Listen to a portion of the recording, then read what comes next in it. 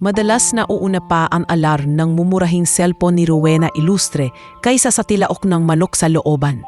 4:00 pa lang ng madaling araw, gising na siya. Humahalo sa amoy ng mantika at langis ng tren ang singaw ng nilulutong tuyong isda habang pinapainit niya ang kanin na tira kagabi. Sa isang sulok ng masikip na barong-barong sa gilid ng riles sa tondo, nakahandusay pa sa papag ang anak niyang si Miko. Yakap-yakap ang lumang stuffed toy na nakuha lang sa ukay-ukay. "Miko, anak, gising na, may klase ka pa." Mahinahong bulong ni Rowena. Hinahaplos ang pawis sa noo ng bata. "Ma, 5 minutes pa," paungol na sagot ni Miko. Pero napapitlag ito nang biglang kumatok sa plywood na pinto. "Rowena, Ate Weng," tawag ng boses ni Bebang Luntayaw, ang kapitbahay nilang tindera ng gulay. "May asin ka ba diyan? Naubusan kami kagabi." Binuksan ni Rowena ang pinto, sumalubong sa kanyang hangin mula sa riles, at usok ng sumasagitsit na tren. Nakatayo si Bebang na may hawak na plastik ng talbos ng kamote. Gising na rin kahit madilim pa. "Eto, konti na lang yan ha." Abot ni Rowena ng isang maliit na garapon ng asin. "Pag nagka-extra ko, bibili ako sa'yo." "Oh, grabe ka naman, isang kutsarita lang naman ang kailangan ko, oh." Biro ni Bebang. Pagtingin niya sa loob, napansin niya si Miko na nag-aayos na ng gamit. "Ay Miko, gising ka na pala. Ang sipag talaga ng anak mong yan. Sana lahat ng tatay kagaya mo, Rowena." Napatawa si Rowena, pero may pait sa mga mata. "Nanay lang to, Bebang. Wala nang tatay. Pero kaya mo no, kita ko sa'yo araw-araw. Janitress sa gabi, tindera sa umaga, nanay buong araw." "Hindi biro yan," sabi ni Bebang. Saka siya sandaling tumahimik. "Minsan naiisip ko hanggang kailan kaya tayo ganito. Pero siguro may balang araw, babawi din ng Diyos sa'yo." Hinayaan ni Rowena na kumapit ang mga salitang iyon sa puso niya habang isinusuksok ang baon ni Miko sa lumang backpack. "Hanggang may Miko, lalaban pa ako." Pagsapit ng gabi, ibang mundo naman ang ginagalawan ni Rowena. Sa lumang gusali sa Sampaloc kung saan siya janitress, sumasayaw ang ilaw ng fluoresente sa sahig na nililinis niya. Amoy kloro ang hangin at paos na ang boses ni Sir Darrell Ong, ang supervisor nilang laging nakakunot noo. "Rowena, bilisan mo naman yung pagmamok. May inspection mamaya." "Ayoko nang may mamiss naman siya diyan sa hallway na yan, ha?" Singhal nito habang nakatingin sa relo. "Opo Sir Darrell, tatapusin ko po to bago mag-12:00, sagot ni Rowena. Pinipihit ang mop kahit sumasakit na ang likod. Habang hinihila niya ang timba, naglalaro sa isip niya ang mga numero. Renta, kuryente, tubig, matrikula ni Miko, project, pamasahe. Kakayanin ba to? Bulong niya sa sarili. Pinagmamasdan ang kalyo sa palad. Hanggang kailan ako magpupuyat? Pagkatapos ng shift, hindi pa tapos ang laban. Sa halip na umuwi, dumiretso siya sa Divisoria, kung saan unti-unting nagigising ang palengke. Dala niya ang bayong ng mga kakaning, siya mismo ang nagbabalot gabi-gabi. Suman, bibingka at kutsinta. "Rowena, dito ka na ulit sa tabi ko, ha?" Tawag ni Mang Oka Verganza, ang tinderong isda na laging amoy dagat. "Para kasama kita magkukwentuhan. Pag may humingi ng discount sa isda ko, sa'yo ko ibabaling para maiba naman." Biro nito. "Basta wag mo lang akong ipambayad sa utang mo, Mang Oka." Balik biro ni Rowena, sabay tawa. Habang inaayos niya ang mga kakanin sa maliit na mesa, napatingin siya sa kabilang pwesto. May binatang nag-aayos ng kahon ng mansanas. Pawis na pawis kahit malamag pa ang simoy ng umaga. Malinis ang puting t-shirt nito, pero halatang luma. May nakasabit na karton. Matamis na mansanas, mura na. "Uy Jareth, baka naman sa niti mo lang umaasa yung benta mo." Hirit ni Lota Fermin, isa sa mga tinderang chismosa. "Pakyut lang sa mga ale, para maawa." Tumawa si Risa Dalupan, kakutsaba ni Lota. Baka may inaantay yan na espesyal na buyer, yung tipong single mother na mahilig sa kakanin. Umikot ang tingin ni Rowena. Nagtagpo ang mata nila ng binatang tinutukso. Sandaling nagtagal ang tingin ni Jareth Alonso sa kanya. Saka ito simpleng ngumiti at tumango na parang nagsasabing, "Magandang umaga." Napahiya si Rowena, kunwaring may inaayos sa mesa. "Ang aga yun naman, Mang Asar." Bulong niya, pero hindi niya maiwasan mapansin. na kahit tinutukso, hindi sumasagot ng bastos si Jareth. Tahimik lang, trabaho lang. Bandang tanghali, sinamahan niya si Miko sa public school nito sa Maynila. Mainit ang araw at sira-sira ang pintura ng paaralan. Pinatawag siya ng advisor ni Miko, si Miss Hanilyn Fajardo, sa faculty room. Miss, Ilustre, pasensya na ha, bungad ni Miss Hanilyn. Mahinahon ang boses. May kulang pa po kasi sa class fund at sa project ni Miko. Nakalista pa po kayo dito. Napayuko si Rowena. Pinisi lang strap ng bag. Ma'am, makakahabol po ako. Siguro po sa susunod na sahod. O baka makabenta pa ako ng kakanin ngayong linggo. Huwag niyo po sanang pagalitan si Miko. Hindi ko naman siya pinapagalitan. Sagot ni Miss Hanilyn. Nakangiti kay Miko na nakasilip sa labas kasama ang kaklase niyang si Jonas Abrera. Mapait na bata si Miko. Nag-e-excel pa sa math. Gusto ko lang masigurong maayos ang mga kailangan niya. Sabihin niyo lang kung kailangan niyo ng sulat para sa guidance o sa sponsor. Salamat po ma'am, sagot ni Rowena. Ramdam ang hiya at pasasalamat na magkapatong. Sa bubong ng inuupahang apartment na pinamamahalaan ni Aling Purisima, Puring de los Reyes, sabay na nakaupo sa monoblock sina Rowena at Bebang habang tanaw ang mga ilaw ng tren sa gabi. May hawak si Rowena na tasa ng kape, amoy 3-in-1 na nilawayan na ng pagod. Naalala mo pa ba si Carlo? Biglang tanong ni Rowena, nakatingin sa malayo. Yung lalaking nag-iwan sa'yo ng buntis ka? Paano ko makakalimutan yon? Gusto kong batuhin ng kamatis yon sa palengke kung sakaling makita ko. Sagot ni Bebang, sabay ngisi pero may galit sa tono. Akala ko noon pag-ibig na yung binigay niya. Pero nung nalaman niyang buntis ako, punti-unti na siyang hindi umuuwi hanggang sa tuluyang nawala. Ni isang diaper, hindi man lang siya nag-abot. Nanginginig ang boses ni Rowena. Hindi niya deserve ang pagod mo ngayon, Rowena. Pero alam mo, bilib ako sa'yo. Kaya mo tumawa kahit ramdam kong wasak ka sa loob, sagot ni Bebang. Hinahaplos ang balikat niya. At isa pa, hindi lahat ng lalaki kagaya ni Carlo. May mga tao ring handang tumulong nang hindi nang hihingi ng kapalit.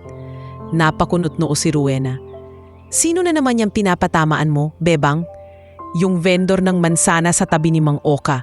Sabay kindat ni Bebang, yung laging umingiti sa'yo. Sa hirap ng buhay mo, huwag kang matakot tumanggap ng tulong.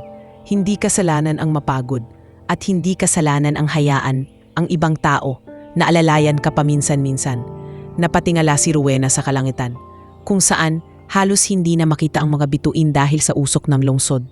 Sa gitna ng lahat ng pagod, bigla niyang naalala ang simpleng ngiti ng binatang nagtitinda ng mansanas. At sa unang pagkakataong matapos ang matagal na panahon, may maliit na bahagi ng puso niyang umasa na balang araw, baka may magbabago rin sa kwento ng buhay niya. Kinabukasan, dala pa rin ni Rowena ang alaala ng simpleng ngiti ni Jareth habang binababa niya ang bayong ng kakanin sa palengke. Mabigat ang ulap sa langit, parang sinasalamin ng pagod sa katawan niya. Maaga siyang dumating, basa pa ang semento at may mga baha-baha sa gilid ng daan dahil sa ulan kagabi. Uy, Ate Rowena, mukhang uulan na naman. Baka mamaya, lumutang na lang yung kutsinta mo. Tukso ni Lota habang pinupunasan ang mesa niya. Okay lang Lota, sanay na tong kakanin ko sa baha. Mas sanay pa nga sa akin, balik biro ni Rowena, sabay tawa, kahit ramdam niyang nangangapit na ang lamig sa talampakan niya. Habang nag-aayos siya, dumating si Jareth, bit-bit ang kahon ng mansanas. Medyo basa ang buhok nito sa ambon. Magandang umaga po, magalang niyang bati sa lahat. Nang lumingon kay Rowena, sandali ulit itong ngumiti. Ate Rowena, dito ka po ulit ha? Mas masaya rito pag may kakanin. Taga-suporta ka ba ng kakanin ko o ng sarili mong mansanas? Natatawang sagot ni Rowena. Pareho po, sagot ni Jareth, sabay kamot sa batok. Hindi nagtagal, biglang bumuhos ang ulan na parang binuhos ang isang buong drum mula sa langit. Nagkagulo ang mga tao, nagsiksikan sa ilalim ng tolda. Si Rowena, tangan ang bayo ng kakanin, ay nagmadaling pumulupot sa plastik. Pero sa pagmamadali, nadulas ako sa madulas na sahig. Ay, sigaw niya habang dumudulas ang paa. Mabilis na may sumalo sa braso niya. Si Jareth, basang-basa, ang unang nakahawak sa kanya bago siya tuluyang tumumba. Ramdam niya ang higpit ng kapit nito sa kanya. Ate Rowena, ingat po. Nag-aalalang sabi ni Jareth. Baka napilayang kayo. Okay lang ako. Nangingiting sagot ni Rowena kahit kumikirot ang balakang. Mas kabado ako sa kakanin ko kaysa sa sarili kong buto. Sa gilid, si Mang Oka ay pumalakpak pa. Uy, kita ko yun ha. Parang teleserye yung eksena nyo. Ulan, tapos may sasalo. Susunod niyan, may background music na. Huwag kang maingay, Mang Oka, saway ni Risa. Pero nakangisi ito. Baka hindi pa handa si ate sa love life. Nagkatinginan si Rowena at Jareth at sabay na natawa. Saka naiiling sa pang-asa ng mga kasama. Nang humupa ang buhos ng ulan, nag-anyaya si Jareth. Ate Rowena, mag-almusal muna tayo. Malapit lang yung karinderyang paborito ko. Baka lamigin kayo kung dito lang sa pwesto basa ang paa. Ay naku, wag na, sayang ang oras sa benta. Pero gumalaw ang sikmura niya, nagkakandara pa sa gutom. Sumingit si Mang Oka. Sige na Rowena, ako na muna bahala rito sa kakanin mo. Hindi ko naman kakainin, masyado. Kumindat pa ito, napilitan si Rowena na sumama. Sa karinderya ni Aling Mercy Tan, halos puno na ang mga mesa. Amoy sabaw na mainit at pritong tuyo ang buong lugar. Umupo sila sa sulok, sa ilalim ng lumang electric fan na umiikot ng mabagal. Aling Mercy, 2 lugaw nga po, may itlog yung sa kanya. Hiling ni Jareth. Uy, big time si Ate Rowena ah, may itlog, ngipi ni Aling Mercy. Kamusta naman ang araw niyo sa palengke? Ayos lang po, Aling Mercy. Pinahihiya lang po ako ng sahig kanina. Gusto siguro akong patulugin. Biro ni Rowena. Habang kumakain, napansin niya kung paanong pinilit ni Jareth na ayusin ang polo niya kahit wala namang kailangang ayusin. Siguro sa kaba. May pamilya ka pa sa probinsya? Tanong niya. Wala na po. Maaga pong nawala sina mama at papa. Ako na lang. May ilang kamag-anak pero kanya-kanya na. Sagot ni Jareth. Nakatingin sa lugaw. Kaya dito na rin ako tumanda sa palengke. Masaya naman po. Dito ko nakilala si Mang Oka, Lota, pati kayo. Sumabat ang isang suki si Marvin Likup na umorder ng tapsilog. Uy, Jareth, parang iba ang ngiti mo ngayon ah. Iba talaga pag may katabing maganda. Marvin naman, saway ni Aling Mercy. Hayaan mo ang mga bata maglugaw sa umaga.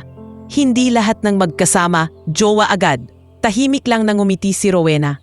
Pero sa loob-loob niya, hindi na niya matandaan kung kailan huling may taong nakinig sa kanya ng ganoon ka-sincere. Maya-maya, kailangan na niyang sunduin si Miko at ihatid sa eskwela. Sa jeepney papunta sa paaralan, siksikan ang mga pasahero. Naroon si Rowena, si Miko at ilang estudyanteng pawisan. Kasama ang isang matandang lalaking hawak-hawak ang plastik ng gamot. Si Mang Primo Esguera. Bayad po kuya para sa 2. Abot ni Rowena ng kulubot na 20 pesos. Kulang pa po yan, sabi ng konduktor, kunot noo. Napayuko si Rowena, naghanap pa sa bulsa. Kasabay nito, nag-abot ng pera si Jareth mula sa likuran. Hindi pa niya namamalayan na sumakay din pala ito. Kuya, dagdag ko na po yan sa kanila, pati na rin kay tatay. Sabay turo kay Mang Primo. Sa susunod na biyahe ko na babawiin. Sssss! Ang daming pahiro. Sagot ng konduktor, sabay abot ng supli. Nagkatinginan sila ni Rowena. Dapat sinabi mo sa akin na nandito ka pala. Sabi niya, nakita ko kayong sumakay. Naisip ko lang, baka kailangan nyo ng tulong. Pasensya na po kung nauuna akong mag-abot. Sagot ni Jareth, nahihiya. Pagkatapos maihatid si Miko, dumaan si Rowena sa lumang simbahan ni Father Romano. Gusto niyan magpasalamat sa kahit anong maliit na biyayang dumarating. Sa labas ng simbahan, naabutan siya ni Jareth, dala ang isang maliit na paper bag. Ate Rowena, para kay Miko, mansanas po para pampalakas sa klase. Sabi niya, iniaabot ang bag. Nako, hindi na kailangan Jareth. Sayang ang benta mo. Tutol ni Rowena, pero binuksan pa rin ang bag. 4 na pulang mansanas, maayos ang pagkakalagay. Benta rin po yan sa ibang paraan, sagot ni Jareth, nakangiti. Napadaan si Father Romano at nakita ang eksena. Rowena, mabuti at may mga taong nagpaparamdam sa'yo na hindi ka nag-iisa. Puna ni Father Romano. Ipagdasal mo rin niyang batang yan, ha? Sabay tapik sa balikat ni Jareth. Pag-uwi ni Rowena sa inuupahan niyang apartment, inabutan niya si Aling Puring sa may hagdan, may hawak na papel. Rowena, malapit na ang katapusan. Malaki-laki pa ang atraso mo sa renta. Hindi pwedeng laging palusot na pag may pera na. Mataray na sabi nito. Aling Puring, magbabayad po ako. Kakausapin ko po kayo. Konting palugit lang, pakiusap ni Rowena. Bago pa makasagot si Aling Puring, dumating si Jareth hingal sa pag-akyat ng hagdan.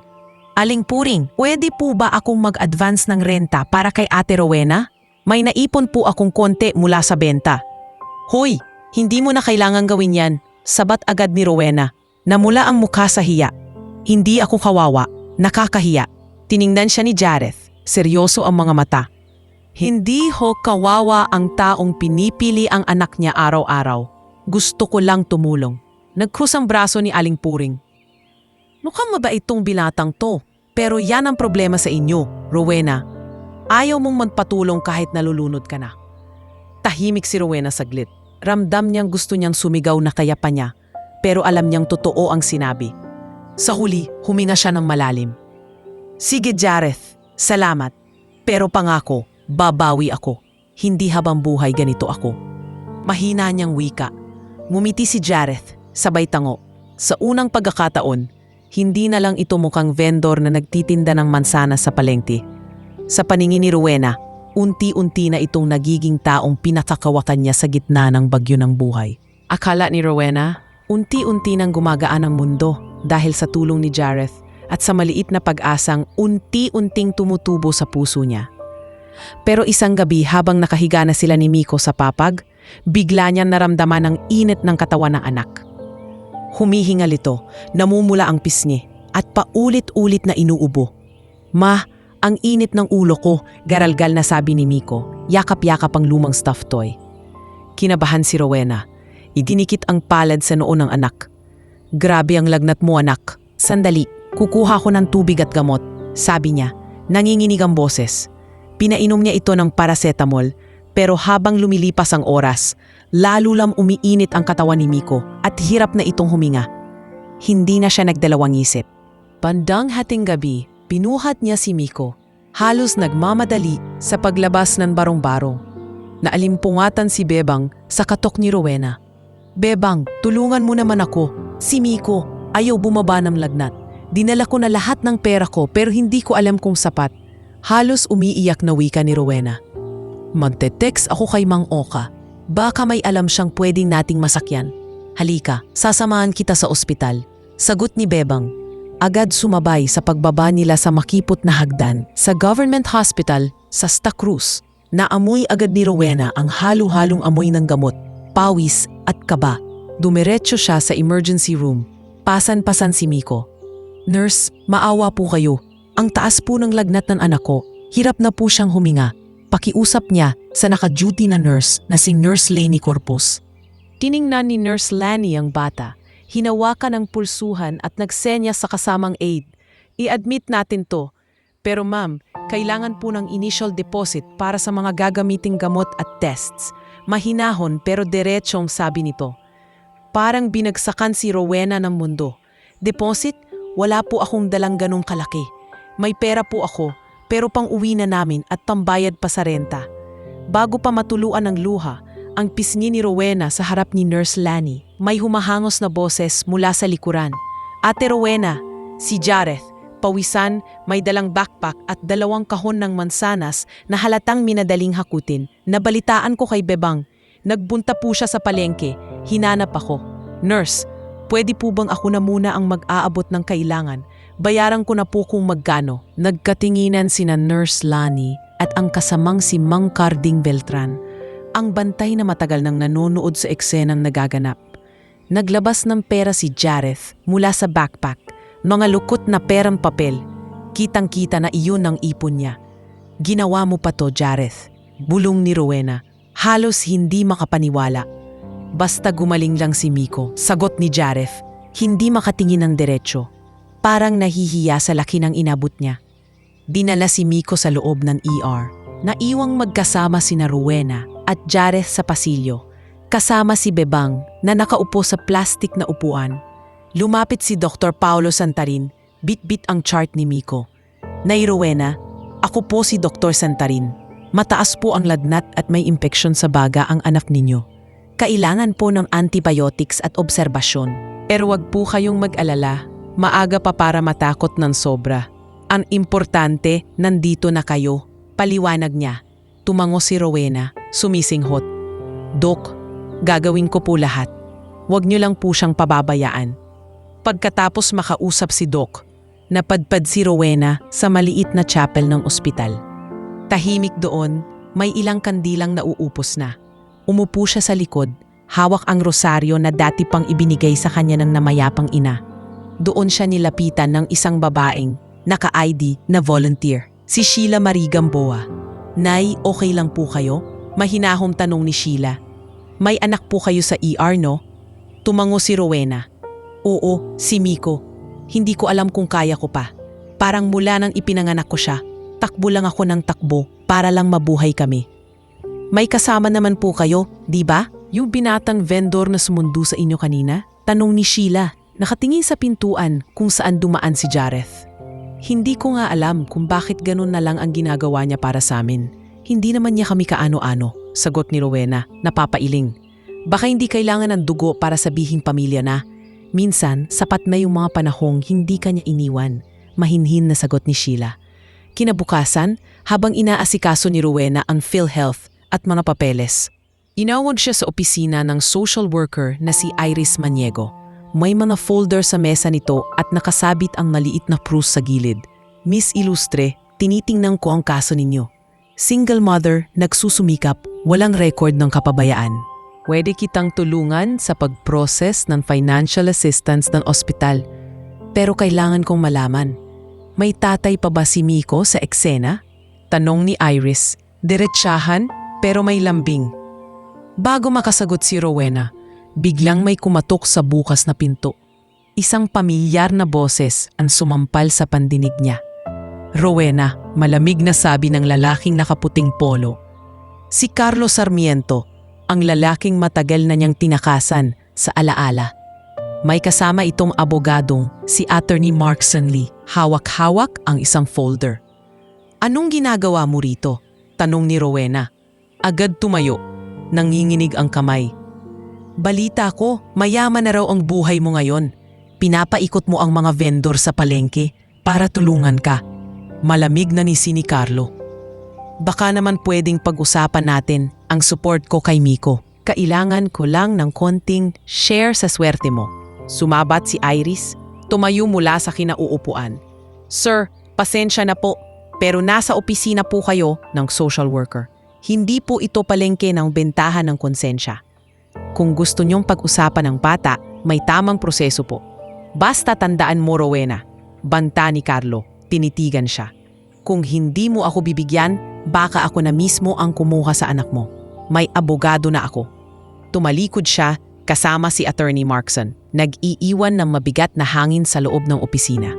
Nang makaalis ang dalawa, agad lumapit si Iris kay Rowena. Huwag kang matatakot. Kung may kaso, tutulungan kitang ipaglaban ang karapatan mo bilang ina. Hindi lahat ng may dalang abogado, tama. Kinagabihan, bumalik si Rowena sa karinderya ni Aling Mercy, kung saan nag-aabang si Bebang, Mang Oka at pati si Jonas na kasama ni Miko kapag wala siya. Nagpasya silang mag-ambagan. Bawat isa ay nagbigay ng kaunti mula sa kinikita. Si Mang Oka mula sa isda, si Bebang mula sa gulay, si Jonas pa nga ay nag-abot ng bariyang baon. Para kay Miko to, sabi ni Jonas, seryoso. Kasi siya ang unang nag-share ng baon niya sa akin, noong wala akong baon. Tahimik si Jareth sa isang sulok. Hawak ang maliit na alkansya na lata. Lahat ng benta kong mansanas ngayong linggo, para kay Miko muna. Wala nang bawian, sabi niya.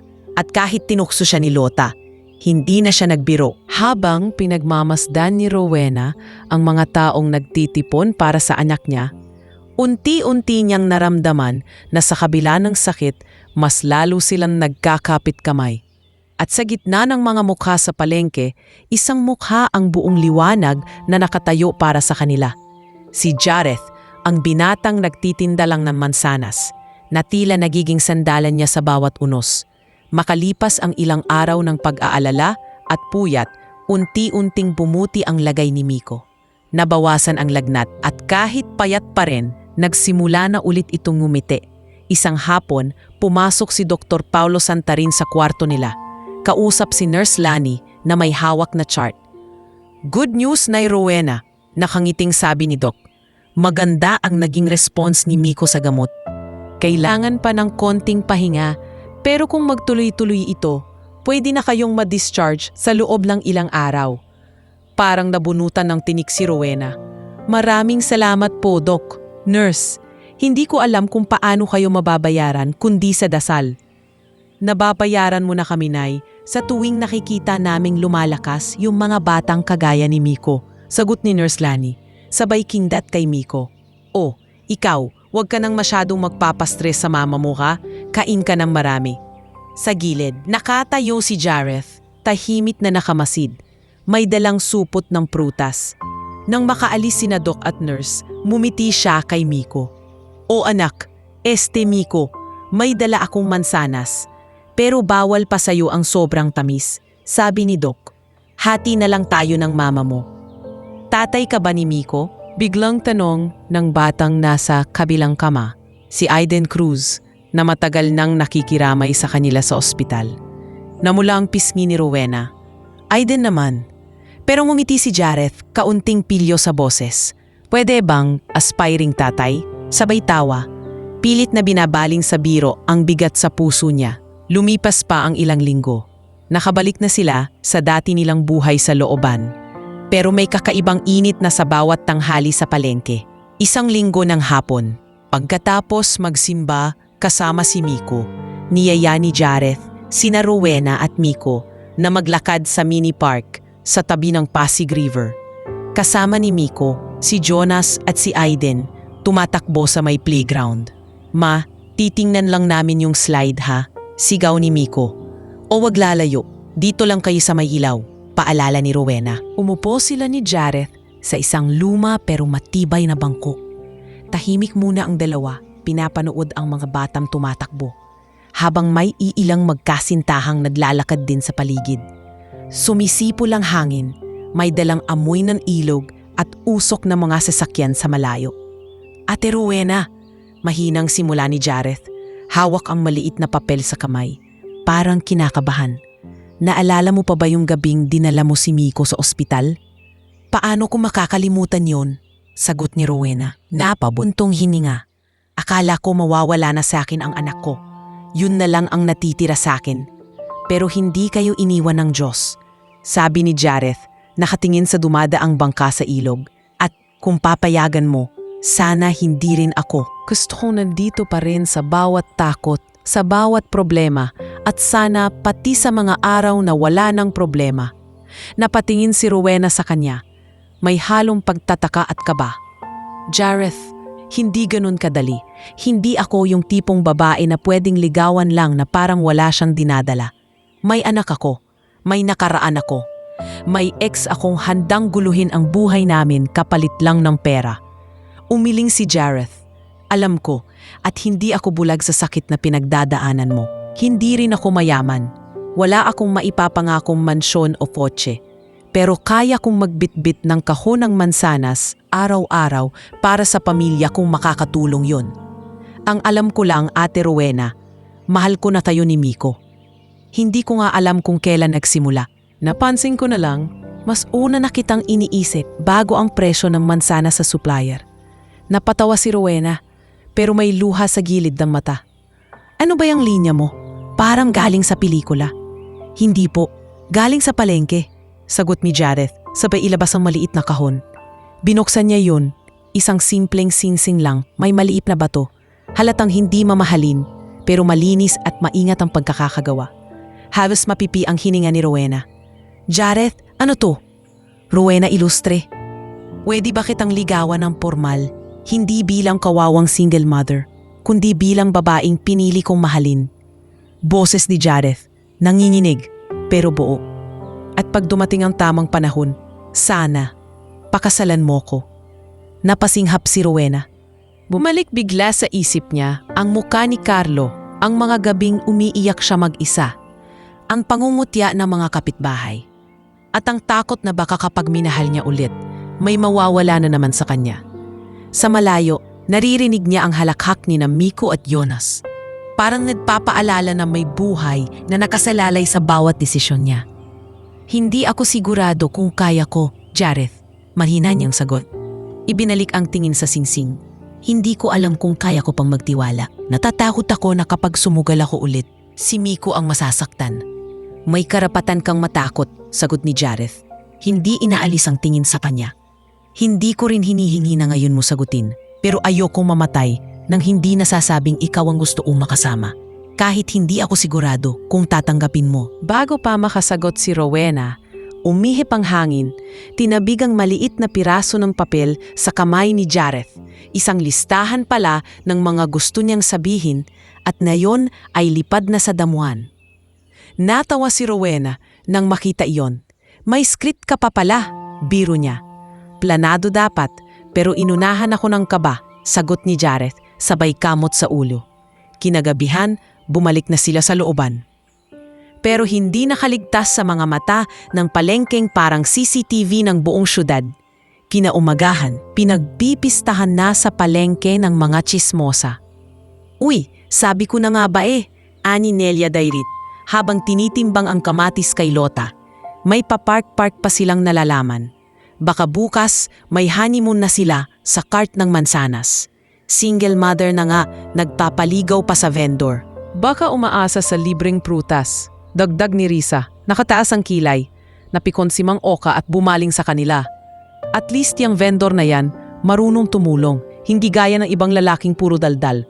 Kung hindi nyo kayang maging masaya para sa kanila, manahimik na lang kayo. Sa apartment naman, inabutan ni Rowena si Aling Puring na may hawak na resibo. Rowena, balita ko may manliligaw ka raw na vendor. Sigurado ka ba dyan? Baka bukas, sabay kayong hindi makabayad. Sabi nito, may halong panguuyam. Aling Puring, wala pa po kaming kahit anong desisyon. At kahit magdesisyon ako, hindi yun para sa renta lang. Sagot ni Rowena na yun ay mas matatag ang boses. Basta tandaan mo, pag nagka-problema ka, wag mo kong sisisihin. Sagot ni Aling Puring bago umalis. Kinagabihan, sa bubong, muling nagtipon sina Rowena at Bebang. Kasama nila si Miko, nakahiga at nakatingin sa mga ilaw ng eroplano sa langit. Ma, biglang sabi ni Miko, okay lang sa akin kung mag-asawa pa ulit. Basta hindi ka iiyak tulad dati nung nakita kitang umiiyak mag-isa. Napatigil si Rowena. Kailan mo ko nakitang umiiyak? Akala mo tulog ako nun, sagot ni Miko. Seryoso ang muka. Pero narinig ko yung pangalan ni Papa. Sabi mo, ayaw mo na ng ganong sakit. Yung vendor na yon, hindi ka pa iiyakin. Okay siya sa akin. Nagkatinginan sina Rowena at Bebang. Si Bebang, mumiti, pinisil ang balikat ni Rowena. Oh, kahit bata, marunong na magbasa ng puso. Ikaw na lang ang hinihintay, Rowena. Napatingin si Rowena sa madilim na langit kung saan bihira na ang bituin pero andoon pa rin kung hahanapin. Sa gitna ng takot, unti-unti niyang inamin sa sarili na may bahagi ng puso niyang gustong sumugal ulit. Ngayon naman, hindi lang para sa sarili niya, kundi para sa batang nakahiga sa tabi niya at sa lalaking handang sumalo sa kanya, saan man siya madapa. Makalipas ang ilang linggo mula ng gabing nagbukas ang loob ni Rowena sa bubong, ilang naging mas malinaw ang bawat hakbang na pinatahak niya. Hindi na niyang iniiwasan si Jareth sa palengke. Sa halip, mas madalas na silang magkatabing nag-aayos ng paninda. Si Miko naman, parang hindi na Kuya Mansanas ang tawag dito, kundi Kuya Jareth. At kapag hindi abala, ay tumutulong pa sa pagbibilang ng mansanas. Isang hapon, pagkatapos ng maingay na oras sa palengke, naabutan ni Rowena si Jareth na nakatayo sa tapat ng lumang tapilya ni Father Romano. Hawak nito ang maliit na kahong dati na niyang nakita sa mini park, pero hindi pa niya tuluyang tinanggap. Ngayon, parang mas handa na ang lahat, pati ang tibok ng puso niya. Rowena, tawag ni Jareth. Seryoso ang mukha. Pwede ba tayong pumasok sandali? Tahimik na naglakad si Rowena papasok sa kapilya. Sa loob, naroon ang choir na pinamumunuan ni Marinel Puzon. Nag-iensayo ng sayo lamang. Si Father Romano naman ay abala sa pag-aayos ng mga bulaklak sa altar. Padre, bati ni Jareth, pwede po bang kausapin kayo sandali?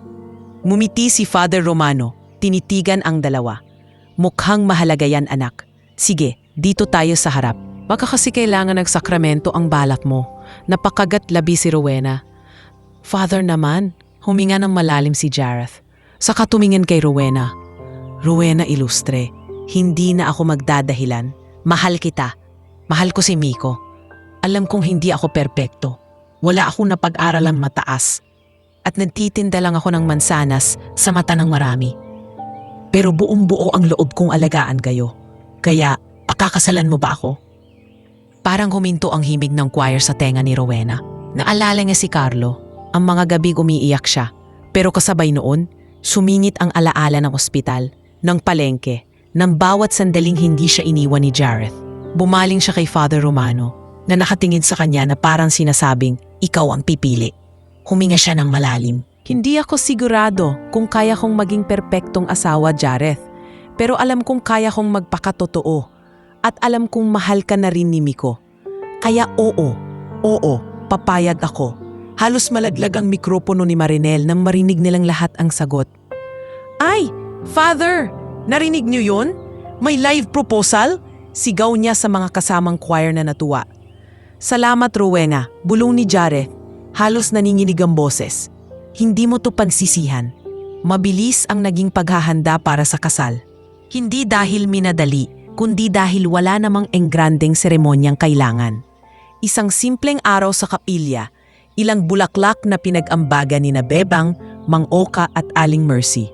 Borrowed na barong para kay Jareth.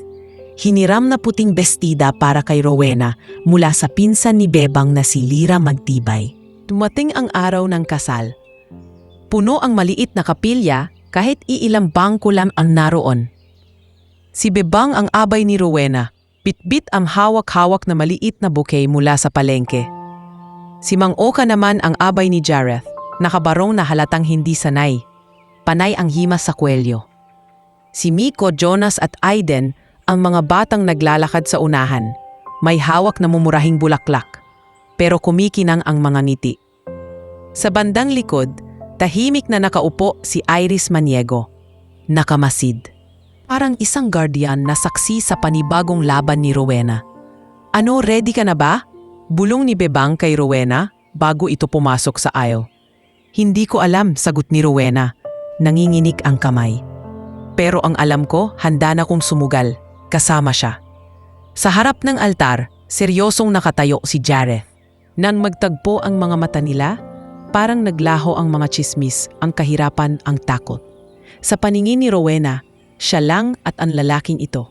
At ang batang naghihintay sa kanila sa gilid, si Miko, na abot tenga ang ngiti, sa hirap at ginhawa, sa kalusugan at karamdaman. Bahagi ng panatang binibigkas ni Rowena nang hindi napipilit. Sa bawat salitang binitawan, parang ipinakikipagkasundo niya pati ang nakaraan niyang sugatan. Pagkatapos ng kasal, sa labas ng kapilya, nagligpit sina Mang Oka at Bebang ng mga plastik na upuan habang lumalapit ang mga kapitbahay para bumati. Rowena, grabe ang ganda mo. Sabi ni Aling Mercy, yakap siya. Parang hindi halata na nagpupuyat ka sa kakanim gabi-gabi. Congrats ate, sigaw ni Jonas. Pwede ko na bang tawaging Tito Jareth si Kuya? Totoo na ba to, Ma? May tatay na ba talaga ako? Mahina pero puno ng pag-asang tanong ni Miko. Hinaplos ni Rowena ang buhok ng anak. May kasama na tayo anak, pero tandaan mo, hindi nagiging tatay ang isang lalaki sa salita lang. Sa gawa yun nasusukat. Pag nagtagal at napatunayan niyang nandito pa rin siya, saka mo siya tawaging tatay. Ngumiti si Jareth, halatang narinig iyon. Challenge accepted, pabulong niyang sabi sa sarili. Inakala ni Rowena na pagkatapos ng kasal, babalik sila sa inuupahan nila sa looban. Nyanig lang nila ng konting kainan sa karinderya ni Aling Mercy, simpleng pansit at soft drinks. Pero napansin niyang Sa halip na ordinasyong jeep ang sasakyan nila pauwi, isang magarang sasakyan ang huminto sa tapat ng kapilya. Isang itim na SUV na bagong-bago. Lumabas ang isang lalaking naka-unipormeng driver, si Kuya Gardo Villasis. Sir Jareth, Ma'am Rowena, handa na po ang sasakyan. Magalang nitong sabi. Napakunot noo si Rowena. Sir, bakit ka tinawag na sir? Bulong niya kay Jareth. Matagal ko nang kilala si Kuya Gardo. Iwas tinging sagot ni Jareth. Sumama ka na muna, may pupuntahan lang tayo. Sa gilid, halos mabali ang leeg ni Bebang sa kakatingin. Ay grabe, may sarili palang driver ang vendor natin. Bulong niya kay Mang Oka. Baka inarkila lang, sagot ni Mang Oka, pero halatang naguguluhan din. Sumakay si Rowena sa likod, kasama si Miko. Si Bebang at Jonas naman ay sumakay sa jeep na hiniram kay Kuya Lando Peralta. Nakasunod sa SUV. Habang umaandar ang sasakyan, nagtanong si Rowena, Jareth, saan ba tayo pupunta? Hindi ba tayo uuwi sa looban? Numiti si Kuya Gardo sa rearview mirror. Kinakausap si Miko. Miko, mahilig ka ba sa laruan? Marami kang makikita mamaya. Talaga, kuya? Sabik na tanong ni Miko. Ma, may pupuntahan ba tayong mall? Hindi ko rin alam anak, sagot ni Rowena. Pero ramdam niyang bumibilis ang tibok ng puso niya. Habang tumatakbo ang sasakyan, nadaanan nila ang mga kondominium sa bandang Quezon City. Mga village na may mataas na pader at gwardiya sa gate. Paulit-ulit na tanong sa isip niya, ano ba talaga ang buhay ni Jareth? Bakit may ganito? Maya-maya, pumasok ang SUV sa isang eksklusibong village. Sinenyasan lang sila ng guard kahit hindi man lang hinanapan ng ID. Nagtaka si Rowena, lalo na nang huminto sila sa harap ng isang malaki at marangyang mansyon. Mataas ang gate, malinis ang garden. May fountain sa gitna na parang sa mga nakikita lang niya sa TV. Lumapit ang guard na si Kuya Denver Caliso. Kumaway kay Jareth. Welcome back po, Sir Jareth, sabi nito, sabay saludo pa. Nasa loob po si Ma'am Estrella. Inaasahan pong kayo. Arang nawala ang hininga ni Rowena. Sir Jareth, binalingan niya ang lalaki. Nanlalamig ang palad. Bumaba si Jareth sa sasakyan. Saka binuksan ang pinto para kay Rowena. Halika, mahina nitong sabi. Ito na yung matagal ko nang hindi nasasabi. Sa loob ng mansyon, sinalubong sila ng malamig na hangin mula sa aircon at amoy ng mamahaling pabango. Sa hagdan, nakatayo ang isang babaeng nakaperlas at eleganteng bestida, si Estrella Alonso. Sa tabi nito ang pinsang si China Alonso, may hawak na phone at sa likod nila ang headmaid na si Tita Marnie Tolentino. Anak, malamig pero kontroladong boses ni Estrella. Ito na bang asawa mong pinili sa palengke? Ma, halos pakiusap ang tono ni Jareth. Good afternoon po, nautal na bati ni Rowena. Hawak mahigpit ang kamay ni Miko. Huminga ng malalim si Jareth. Humakbang sa gitna ng sala. Rowena, ma, lahat kayo. May dapat kayong malaman. Ako si Jareth Marcelo Alonso. Nag-iisang anak at tagapagmana ni Don Marcelo Alonso. Ako ang dapat na sumalo sa lahat ng negosyo at kayamanan niya. Pero pinili kong magtinda sa palengke para matutunan kung ano ang hirap na hindi natin naranasan dito. Natahimik ang buong sala. Parang umikot ang mundo ni Rowena. Ang binatang nagtitinda lang ng mansanas sa palengke, ang lalaking tinulungan siyang magbayad ng renta, ang taong hindi niya inakalang may tinatago. Ngayon sa harap ng grandiosong chandelier at marmol na sahig, nakatayong bilyonaryong asawa niya. At siya, ang mahirap na single mother mula sa looban, ay hindi alam kung iiyak ba siya sa takot o sa hindi niya maipaliwanag na pag-ikot ng kapalaran. Bilyonaryo? Halos hindi maaninag ni Rowena ang sariling boses. Parang nanikip ang dibdib niya habang initingnan si Jareth. O si Jareth Marcelo Alonso, na nakatayo sa gitna ng marangyang sala na parang ibang tao na. Lumapit si Estrella, nakapulupot ang perlas sa leeg. Sinipat siya mula ulo hanggang paa, ang damit pangkasal na hiniram lang, ang sapatos na medyo kupas na at ang anak niyang si Miko na mahigpit na nakakapit sa laylayan ng bestida niya. Yan ba ang pinili mong maging asawa, Jareth? Malamig na tanong ni Estrella. Isang babaeng galing sa looban, may dala pang anak na hindi sayo. Nag-init ang mukha ni Rowena pero mas lalo niyang hinigpitan ng hawak kay Miko. Pasensya na po kung ganito lang ako. Hindi ko po alam. Hindi ko alam na ganito kayo kayaman. Hindi ko pinakasalan ang anak nyo dahil sa pera. Umismid si China sa gilid. Ganun naman ang lagi nilang sinasabi. Tita Estrella, hindi ko alam, hindi ko intensyon. Pero sa huli, dito rin ang bagsak. Sa mansyon. China, tama na, singit ni Jareth. Mahigpit ang panga. Ako ang pinakasalan niya, hindi ang mansyon natin. Ako ang naghabol, hindi siya. Nagkapinginan si Estrella at ang family lawyer na kakapasok lang si Attorney Renzo Uy. Tila nag-uusap ang mata nila bago suminghot si Estrella at nilingon ng maid. Tita Marnie, ihanda ang guest room sa itaas para sa kanila. Hindi dahil tanggap ko siya, kundi dahil nagdesisyon na ang anak ko at ayokong sa labas pa sila mapahiya. Tumango si Tita Marnie, ang head maid na may maamong mukha. Lumapit ito kay Rowena at kay Miko. Ma'am, sir, dito po tayo. Huwag kayong kabahan. Mahaba pa ang araw, mahinahong sabi nito.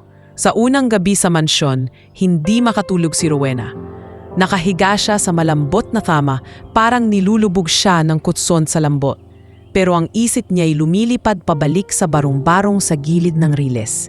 Si Miko, nakatihaya sa sariling kama, may sariling aircon at cabinet ng laruan.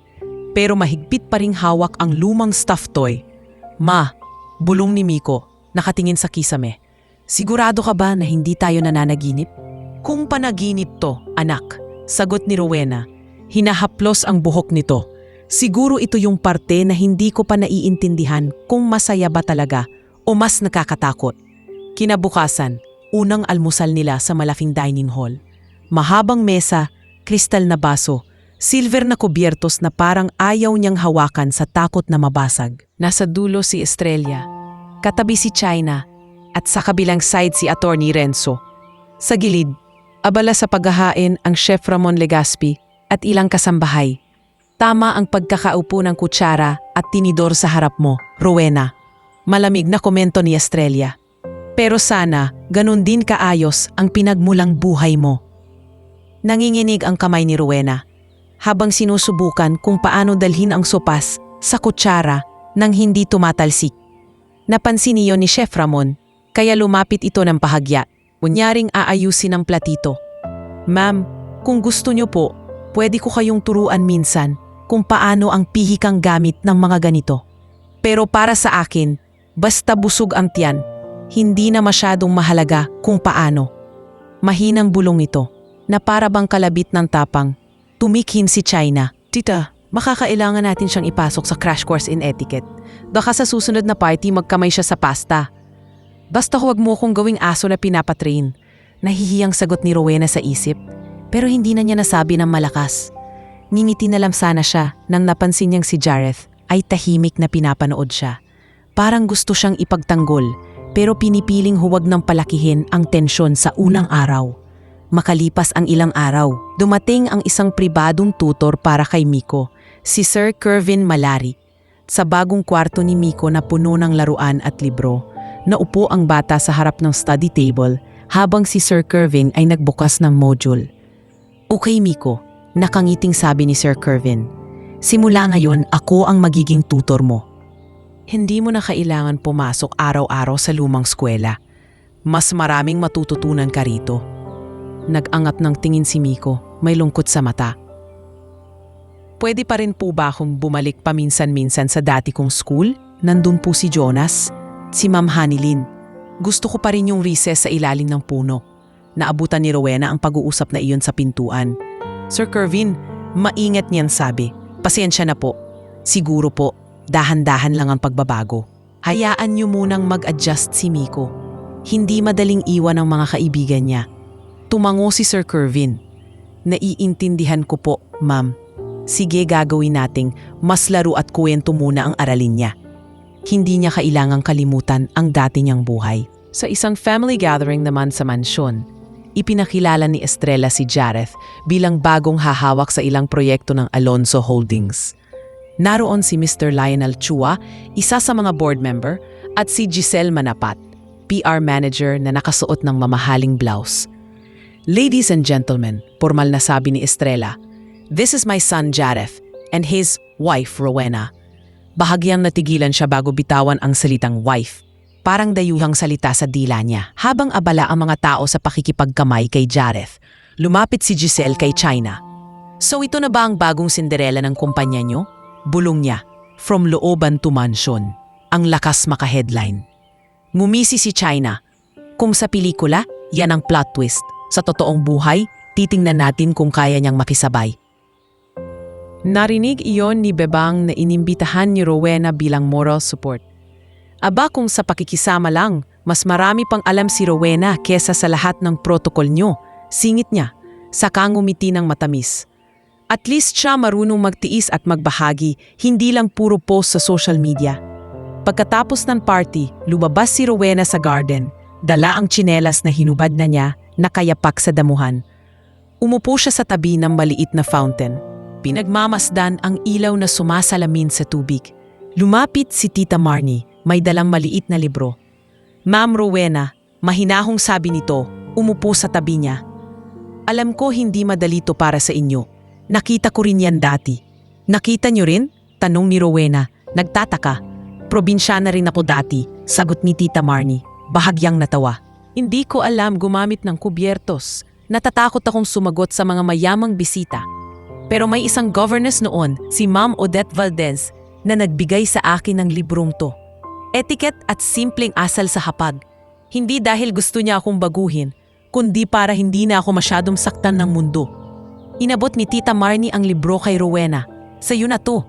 Hindi mo kailangang kalimutan kung saan ka galing. Pero kung ito ang mundong gagalawan mo ngayon, mas okay na may sandata ka, di ba? Tahimik na tinanggap ni Rowena ang libro. Salamat, Tita Marnie. Takot ko na baka sa bawat galaw ko, nakakahiya ako kay Jareth. Kung mahal ka ni Sir Jareth, mas ikakahiya niya yung mga taong nanghuhusga sa'yo kaysa sa'yo mismo. Sagot ni Tita Marnie. Ilang araw pa, nagpasya si Rowena na bumalik sa palengke kasama si Jareth para magpaalam ng maayos. Pagbaba nila sa pamilyar na kanto, sinalubong sila ni Mang Oka, Aling Mercy, Lota, Risa at iba pang tinderang matagal nang kasama ni Rowena sa hirap. Aba, akala namin hindi ka na babalik ka, bungad ni Mang Oka, nakangiting may halong lungkot. Grabe Rowena, ang kinis mo na lalo, tukso ni Lota. Baka hindi ka na marunong pawisan. Mumiti si Rowena pero namasa ang mata. Hindi ko kayo makakalimutan. Dito ako natutong lumaban. Kahit saan ako mapunta, palengke ang unang magpapaalala sa akin kung sino talaga ako. Lumapit si Aling Mercy. Niyakap siya ng mahigpit. Hindi ka dapat mahiya sa kung nasaan ka ngayon. Ang mahalaga, hindi ka nagbago sa loob. Hindi rin magbabago ang pagiging suki nyo. Sabat ni Jareth. Nakangiti. Pero huwag tayong mag-alala. Hindi ko na kayo gagalawin sa presyo. Baka ako pa ang tawaran niyo ulit. Nagtawanan sila. Pero sa ilalim ng tawa, ramdam ni Rowena ang pait ng pamamaalam. Habang papalayo sila ni Jareth, hawak-hawak niya ang kamay nito at ang librong bigay ni Tita Marnie sa kabilang kamay. Sa pagitan ng dalawang mundong kinabibilangan niya, ang looban at ang mansyon, nagsisimula siyang matutong tumayo, hindi bilang bisita, kundi bilang taong may karapatan ding pumili kung paano mamahaling at ipaglalaban ang sarili niyang buhay. Akala ni Rowena, kapag nasa mansyon ka na at may magarang apelyido, titigil na ang lahat ng problema. Pero ilang buwan pa lang mula nang lumipat sila, parang mas naging komplikado ang buhay niya.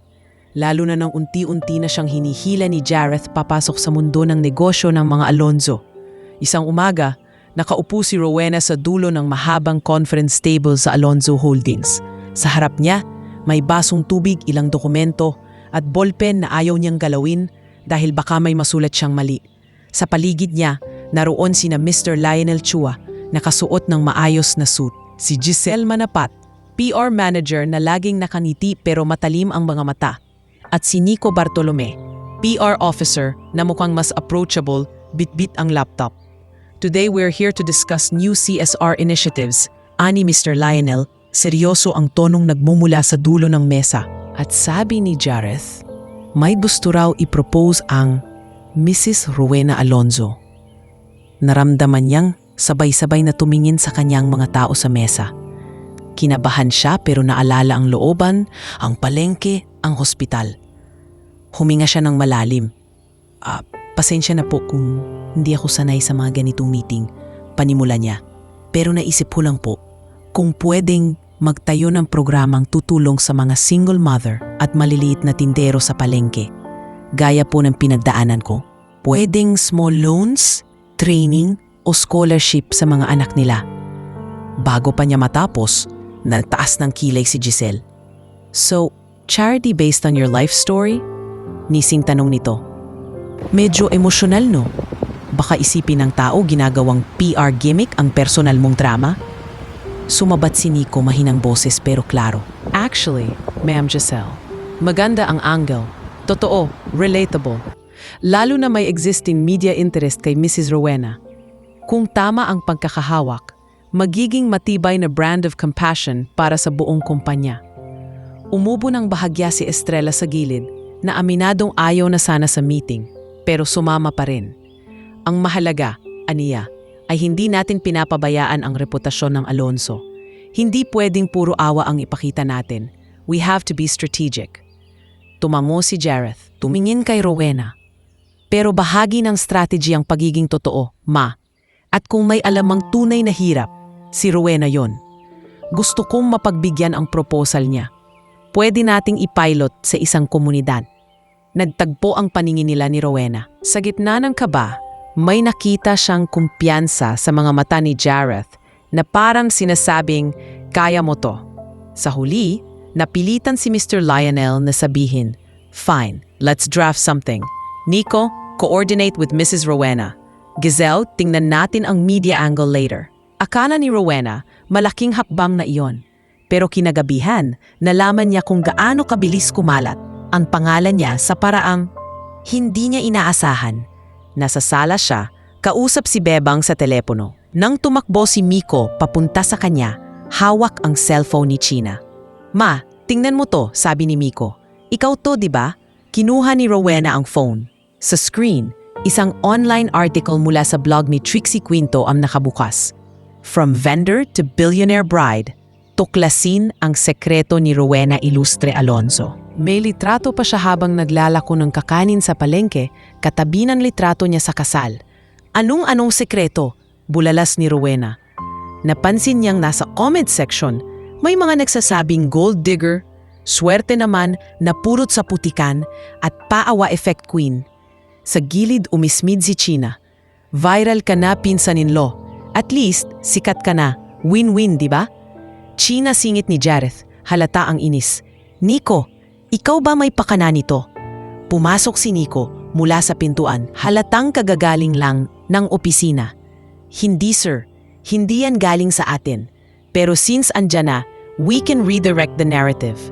Kung sasagot si Ma'am Rowena sa tamang platform, pwede nating gawing advantage to para sa foundation project niya. Anong redirect? Halos pabulong na tanong ni Rowena. Nanginginig ang kamay. Hindi ako sanay sa ganito. Hindi ako artista. Hindi mo kailangan maging artista, sagot ni Nico. Kailangan mo lang magsabi ng totoo. Pero pag-isipan muna natin, lalo na't may ibang problemang kasalukuyang umiinit. Parang may hudyat ang mga salitang iyon. Kinabukasan, habang papasok si Rowena sa mansyon, galing sa foundation planning meeting, naabutan niya sa may lobby si Carlo. Nakasuot ng puting polo at may kasamang abugadong nakasalamin, si Attorney Markson Lee. Kahit matagal na, hindi nagbago ang ngising kinamumuhian niya. Rowena, malamig na bati ni Carlo. Parang matagal lang na magkakilala na nagkita ulit sa mall. Ang ganda ng mansyon niyo ah. Ang laki ng inasenso mo. Nanlamig ang mga kamay ni Rowena. Anong ginagawa mo rito? Paano mo nalaman ang address namin? Ay, marami akong kaibigan, sagot ni Carlo. At syempre, trending ka ngayon. Ang dali mong hanapin. Naisip ko tuloy dahil ang laki na ng kinikita mo. Baka naman pwedeng pag-usapan natin ang support ko kay Miko. Baka kailangan ko lang ng konting balik. Nagtaas ng folder si Ate Markson. Kung hindi tayo magkakaintindihan, pwede naman nating dalhin sa korte. Pwede naming ipaglaban ang custody ni Miko. Baka mas makabubuti sa kanya na mapalayo sa gulo ng media. Nanginginig ang tuhod ni Rowena. Hindi ninyo kailanman inintindi ang anak ninyo. Ni minsan, hindi kayo nagpadala ng gatas, ng diaper, ng kahit ano. Ngayon bigla na lang kayong lalabas dahil may pera na ako? Bago pa lalong lumala ang sitwasyon, sumulpot si Security Chief Roldan Mirasol kasama si Kuya Denver. "Sir, Ma'am, kailangan po nating ilabas ang mga bisita kung wala silang appointment," mariin niyang sabi. Bumaba si Jareth mula sa hagdan, kasunod si Estrella at Attorney Renzo. "Anong kailangan mo kay Rowena?" Malamig na tanong ni Jareth kay Carlo. "Huwag kang mag-alala," nisi ni Carlo. "Hindi yung asawa mo ang habol ko, yung dugo ko. May karapatan ako sa anak ko. At kung hindi niyo ako bibigyan ng parte sa magandang buhay ninyo, baka si Judge na ang kumausap sa inyo. Subukan mo," singit ni Attorney Renzo. Lumapit sa harap. "Pero tandaan mo, may record ang kawalan mo ng suporta sa bata. At may mga taong handang tumestigo." Umalis si Carlo na nakangisi pa rin, pero halatang may tensyon sa panga. Naiwan si Rowena na nakasandal sa haligi, umiiyak ng tahimik. Nilapitan siya ni Jareth, hinawakan sa balikat. "Hindi kita pababayaan," bulong niya. "Kung guguluhin niya ang buhay natin, sabay nating siyang haharapin." Ilang araw matapos ang insidenteng iyon, pinatawag sila ni Attorney Renzo at ni Iris sa law office para pag-usapan ang posibleng kaso. Sa mesa, nakalatag ang mga papel, records ng ospital, mga affidavit, sulat mula sa dating landlord at pahayag ni Nurse Lani at Sheila bilang saksi sa hirap na naranasan ni Rowena noon. "Rowena," paliwanag ni Iris, mahinahon, "huwag tayong papasok sa areglo na pera ang kabayaran. Kung papayag ka ngayon, sa susunod, mas malaki na ang hihingin niya. Mas mabuting linawin na natin sa korte kung sino ba talaga ang responsable at kung sino ang tunay na nagmahal kay Miko." "Pero paano kung lumabas to sa media?" alalang tanong ni Rowena. "Hindi ba lalong maaapektuhan si Miko?" Sumabat si Nico na naroon din. "Mas maaapektuhan siya kung makikita niya na kayang diktahan ng takot ang mga magulang niya. May paraan para gawing malinaw sa tao na hindi ka takot, pero mabait." Tumingin ito kay Rowena. "At dito papasok yung suggestion ko na humarap ka sa iisang interview. Isang beses lang, sa tamang programa." "Interview?" napalunok si Rowena. "Sa TV? May kilala akong host," sabi ni Nico. "Si Kiko Valderrama. Talk show niya, hindi chismis show." "Pwede mong ikuwento ang totoo mong pinagdaanan, hindi para magpaawa, kundi para ipakita na hindi lahat ng umaahon mandaraya. At para maunahan na rin natin ang mga kwento ni Carlo." Sa loob ng katahimikan, naalala ni Rowena ang gabi sa bubong, ang pangako niya sa sarili na hindi na siya tatakbo palayo sa buhay. Tumingin siya kay Jareth, kay Iris, kay Ate Renzo at kay Miko, mga taong hindi niya inakalang magiging kakampi niya balang araw. "Sige," mahina pero buo niyang sagot. "Kung may dapat man akong ipagtanggol ngayon, hindi lang pangalan ko yon. Pangalan yon ni Miko. Kung kailangan kong magsalita sa harap ng buong bansa para malaman nilang hindi ako magnanakaw ng kapalaran, gagawin ko." Climax. Pagpili ni Jareth at laban para kay Miko, copy starts here. Hindi alam ni Rowena kung bakit mas nangingingig ang tuhod niya sa harap ng kamera kaysa noong nasa korte siya para sa birth certificate ni Miko noon. Nasa studio siya ng talk show ni Kiko Valderrama, nakaupo sa puting sofa, may maliit na mikropono sa kwelyo. Sa kabilang sofa, naroroon sina Bebang at Mang Oka bilang mga panauhing magpatotoo sa kwento niya. "Mga kapuso, kasama natin ngayon si Rowena Ilustre Alonso," bumad ni Kiko, nakatingin sa kamera. Dating janitress at tindera ng kakanin, ngayon ay asawa ng tagapagmana ng Alonso Group. Pero sa likod ng fairy tale na yan, may totoong hirap, pag-ibig at laban bilang isang ina. Napalunok si Rowena. Pero naalala ang sinabi ni Nico. "Sabihin mo lang ang totoo, hindi mo kailangan maging magaling. Kailangan mo lang maging totoo."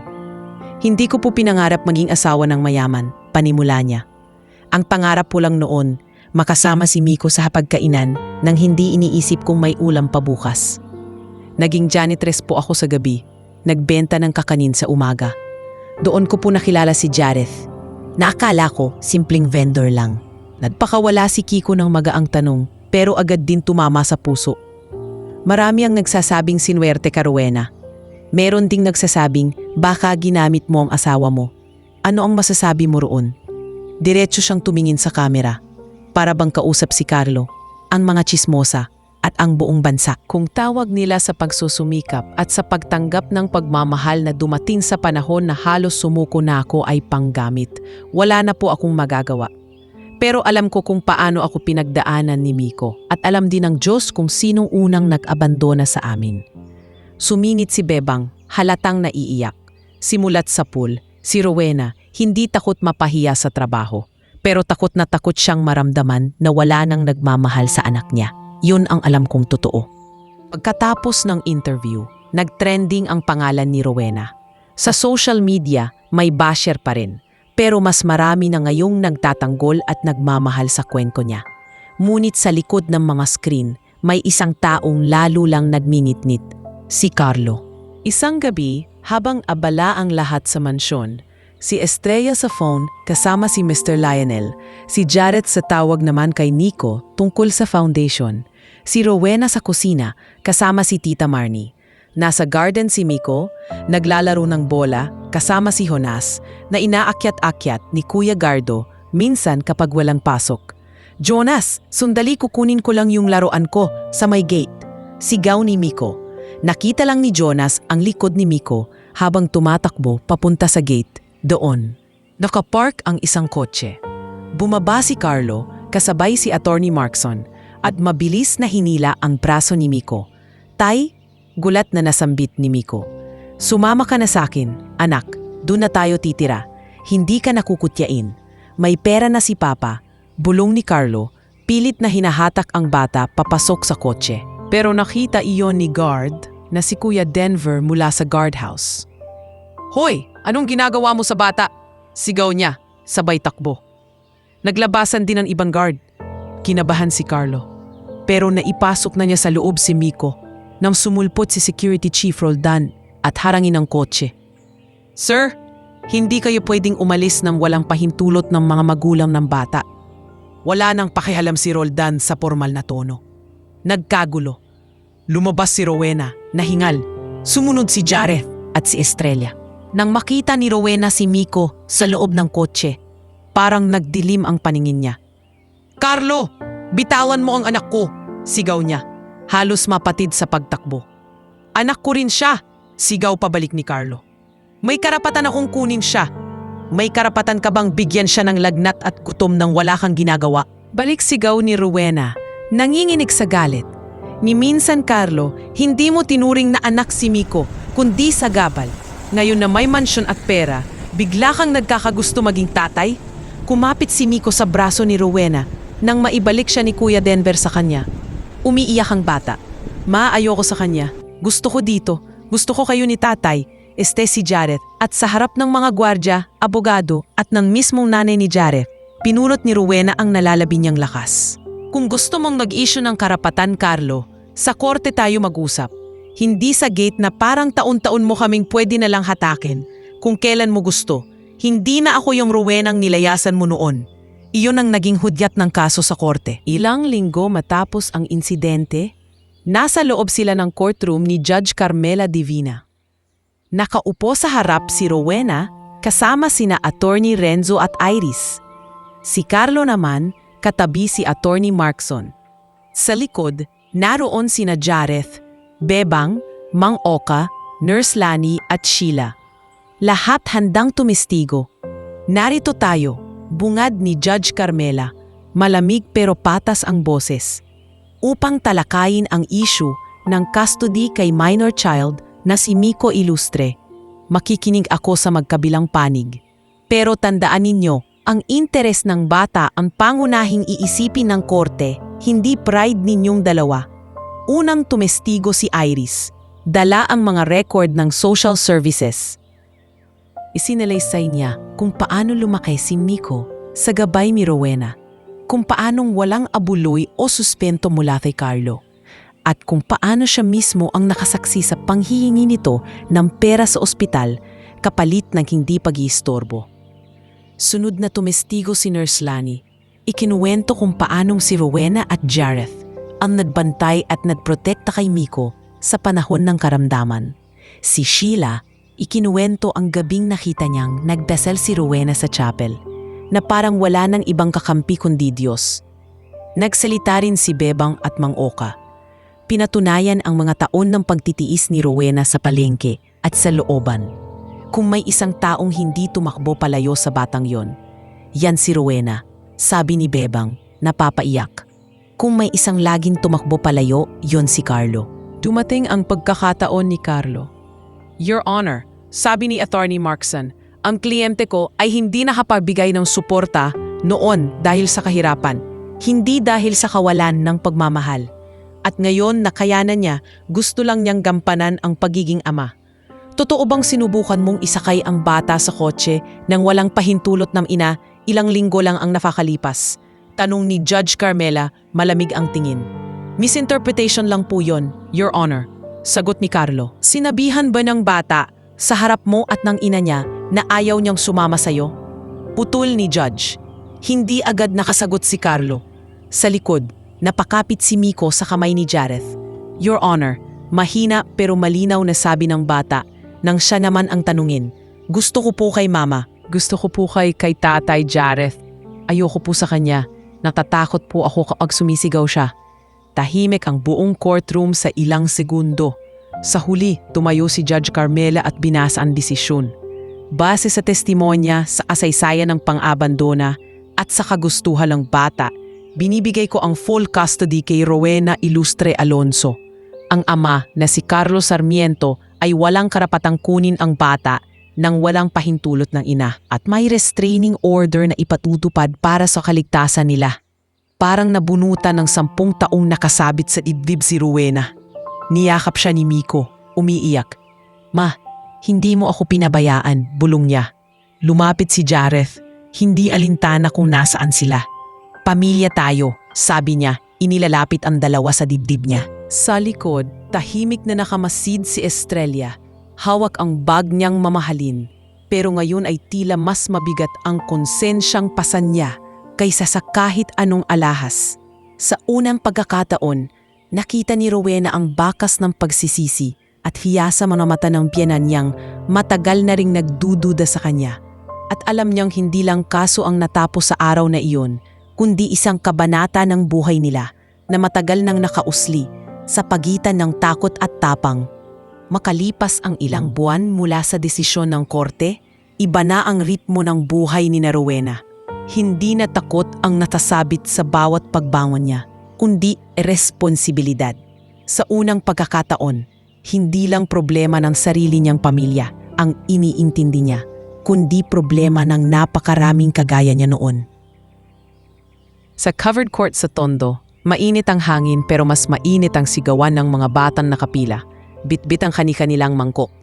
Nasa unahan ng entablado ang malaking tarp, Ilustre Alonso Hope Center, para sa mga ina at anak na lumalaban. Nakatayo sa gitna si Rowena, hawak ang mikropono, habang nasa tabi niya sina Nico Bartolome, Iris Maniego, at Sheila Marie Gamboa na abala sa pag-aasikaso ng programa. Alam ko po ang pakiramdam ng magising na wala kang ideya kung saan ka kukuha ng pambaon ng anak mo, sabi ni Rowena. Kumakabog pa rin ang dibdib, pero matatag ang boses. Kaya itong center na to, hindi siya limos. Isa siyang paalala na may karapatang mangarap ang bawat single mother at bawat batang kagaya ni Miko. Sa gilid ng court, abala si Bebang sa paghahanda ng lugaw sa malalaking kaldero. Uy, Mang Oka, pakisilip nga yung tukwa. Baka masunog, sigaw niya. Aba, sanay ako sa isda, hindi sa tukwa. Reklamo ni Mang Ota. Pero mas mabilis pa sa 4:00 ang paghalo niya sa kawali. Si Aling Mercy naman ang namamahala sa pila ng mga bata. Hinihila ang ilang makukulit na gustong umulit. Si Jonas, naka-Hope Center volunteer shirt, ay kasama ni Miko sa pamimigay ng mga school kit. Kuya, ingnan mo to, may bago akong bag. Tuwang sigaw ng isang batang babae na si Lori, itinaas ang natanggap na backpack. Pagbuti ka sa school ha, sabi ni Miko, sabay high five. Si Jonas nakangiti, binulungan si Miko. Naalala mo? Dati tayo yung nakapila. Ngayon, tayo na yung tumutulong. Pagkatapos ng programa, sa isang maliit na tent sa gilid, nagtipon sina Rowena, Nico, Iris at Sheila. May hawak na folder si Nico, puno ng litrato at feedback mula sa komunidad. Ang lakas ng response, Rowena, sabi ni Nico. May mga barangay captain na nagme-message sa page ng Hope Center. Gusto nilang mag-request ng seminar at livelihood training. Tumango si Iris at may mga ina na lumapit sa akin anina. Gusto nilang sumali sa support group. Hindi na sila nahihiyang sabihing mag-isa lang ako sa buhay. Malaking bagay yon. Salamat sa inyo, sagot ni Rowena, napatingin sa court kung saan unti-unti nang nililigpit ang mga bangko. Naiisip ko, dati dito lang umiikot ang mundo ko. Kita ko, renta, sakit ng ulo. Ngayon parang binigyan ako ng mas malaking dahilan para huminga. Ilang araw matapos ang launching, nasa conference room naman ng Alonso Holdings si Jareth. Katabi niya si Rowena. Sa harap nila ang projector na hawak ni Nico. Sa kabilang dulo, nakaupo sina Mr. Lionel Chua at Giselle Manapat. Tahimik si Estrella sa isang sulok, pinakikinggan ang presentasyon. So as you can see, paliwanag ni Nico habang pinapakita ang mga charts. The Hope Center launch generated overwhelmingly positive feedback. Hindi ito chismis level na ingay. It's authentic engagement.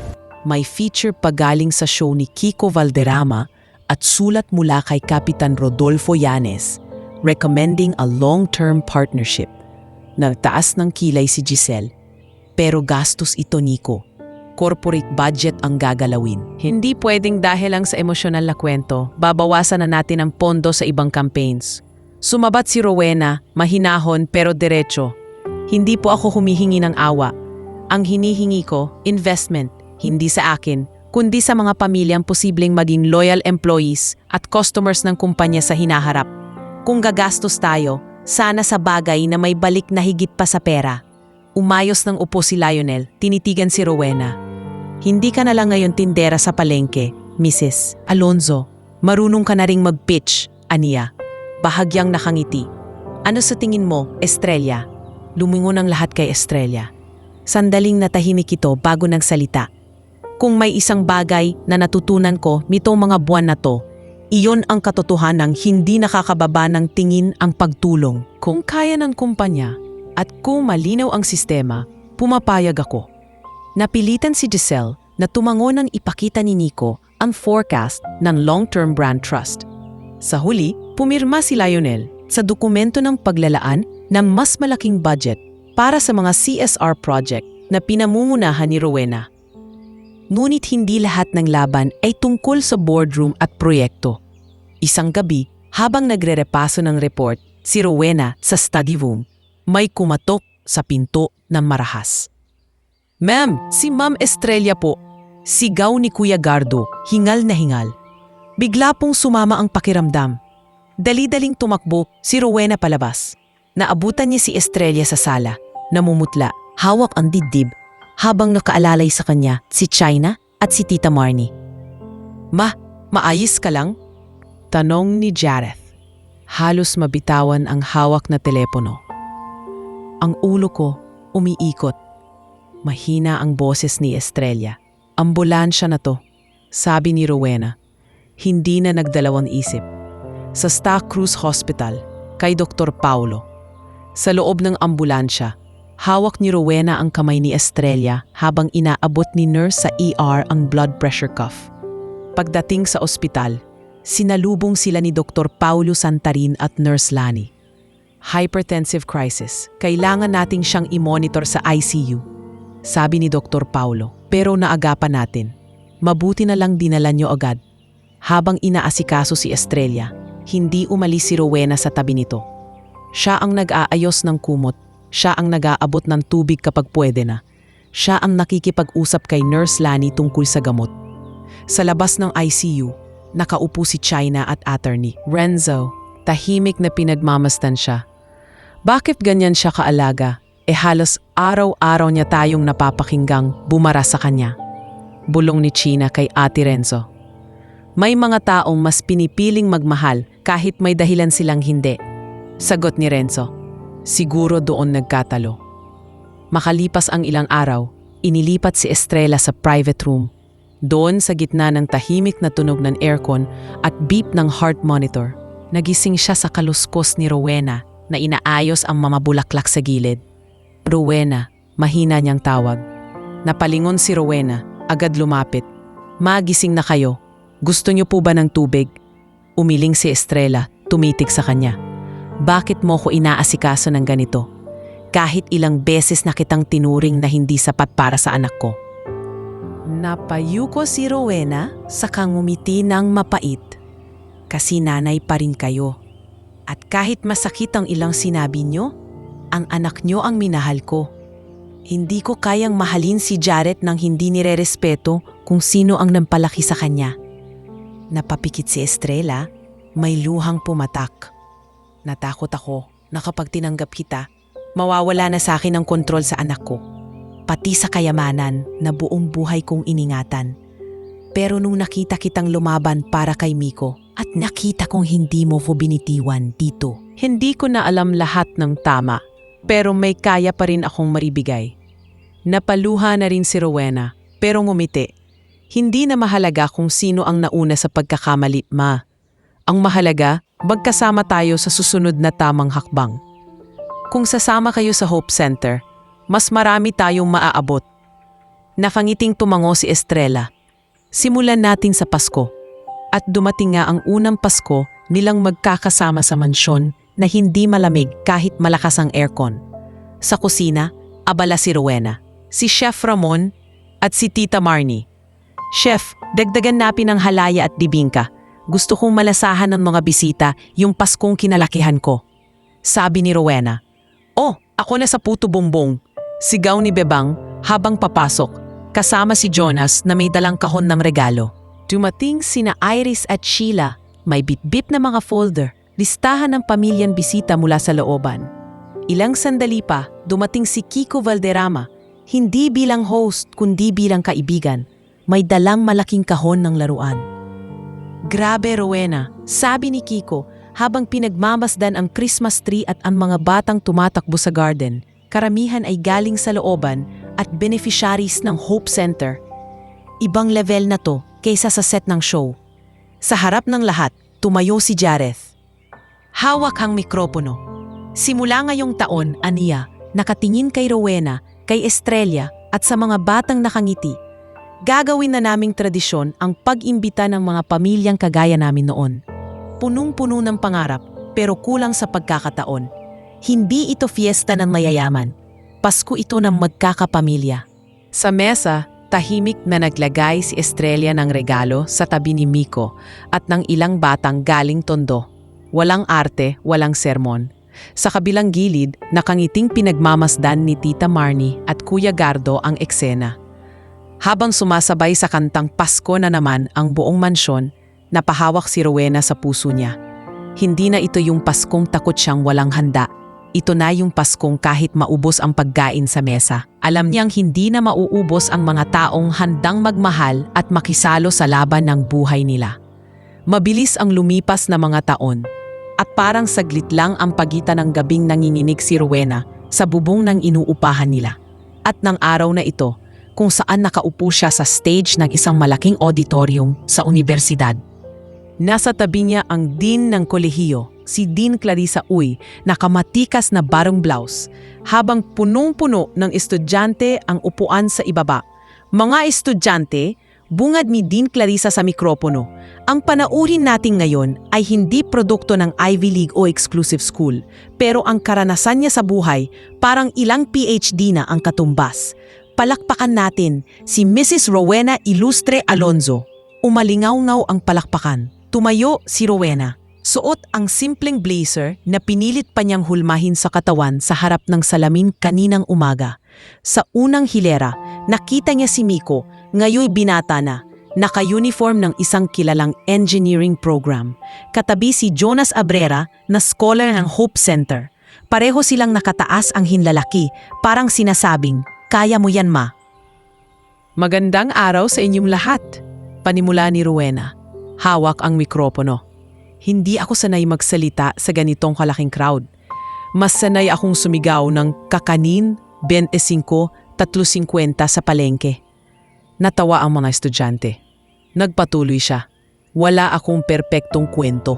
Ang meron lang ako, totoo. Naging janitress ako. Tindera, single mother, but sa gitna ng lahat ng yun, natutunan kong hindi pala hadlang ang pinagmulan sa kung gaano kalaki ang pwedeng maging ambag mo sa mundo. Hindi ako nagmukhang magaling dahil sa diploma. Naniwala ako dahil sa anak kong si Miko na araw-araw kong nakikitang lumalaban kahit wala kaming baon. Sa dulo ng talumpati, tinanong siya ni isang estudyante kung ano ang pinakamalaking himala sa buhay niya. Hindi mansyon, hindi pera, sagot ni Rowena. Kundi yung araw na hindi na ako natakot humarap sa salamin at sabihing, karapat-dapat ka rin, Rowena. Matapos ang forum, nilapitan siya ni Dean Clarissa. Mrs. Alonzo, kung gusto nyo, pwede kayong magturo ng isang elective tungkol sa community work. Ang dami niyong kayang ituro sa kanila. Ngumiti si Rowena, napatingin kina Miko at Jonas na nagkukulitan sa hallway, kasama ang iba pang scholars. Pag-iisipan ko din, pero sa ngayon, gusto ko munang bumalik sa lugar kung saan ako unang natutong makipag-barter sa kapalaran, sa palengke. Ilang araw matapos ang event, bumalik sila ni Jareth sa lumang palengkeng minsan ay naging sentro ng mundo nila. Kasama nila sina Bebang, Mang Oka at Aling Mercy. Lahat naka-Hope Center shirts. Sa gilid ng palengke, may nakapaskil na karatula. Libreng seminar, paano mag-ipon, magtinda at magplano sa kinabukasan.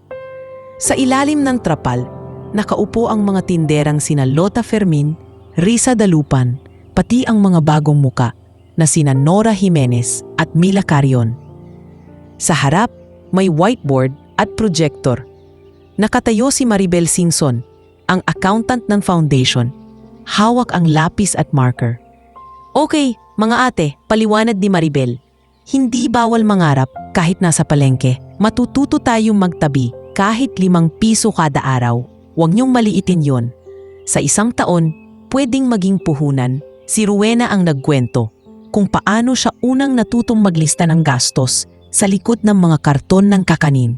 Si Jareth naman ang nagbahagi kung paano niya natutunang kilalanin ang presyong pata sa supplier at sa tinderong katulad niya dati.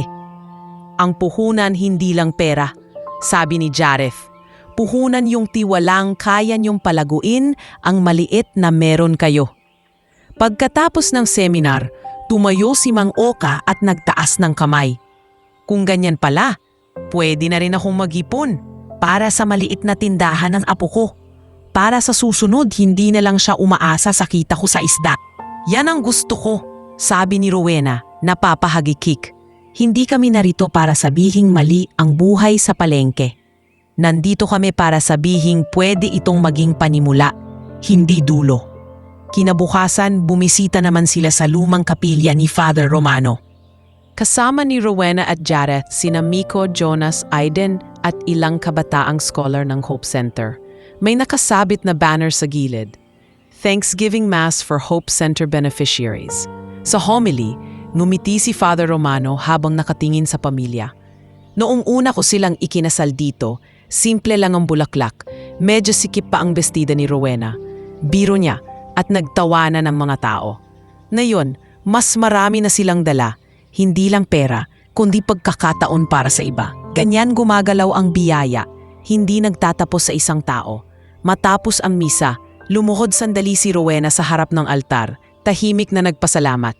Sa labas, sa bakuran ng kapilya, nakatambay ang mga kabataan. Si Miko, may hawak na gitara, tinuturuan si Aiden Rosales ng ilang chord habang nag-uusap tungkol sa magiging part-time volunteer work nito sa Hope Center. Sigurado ka na ba dyan, Aids? Tanong ni Miko. Mas madali maghanap ng racket sa mall. Numisi si Aiden. Mas gusto kong may saysay yung pagod ko. At saka, nandun ka, di ba? May libre na akong tutor sa math. Sa gabing iyon, sa garden ng mansyon, nagtipon sina Rowena, Estrella, China at Tita Marnie sa isang mesa malapit sa fountain. May tsa sa gitna at ilang pirasong kutsinta at puto na parang bumalik sa panahong ibang-iba ang mundo. Naalala ko pa, nung first time mong humawak ng kutsara at pinidor dito, asar birong sabi ni China kay Rowena. Halos mahulog sa sahig ang sopas.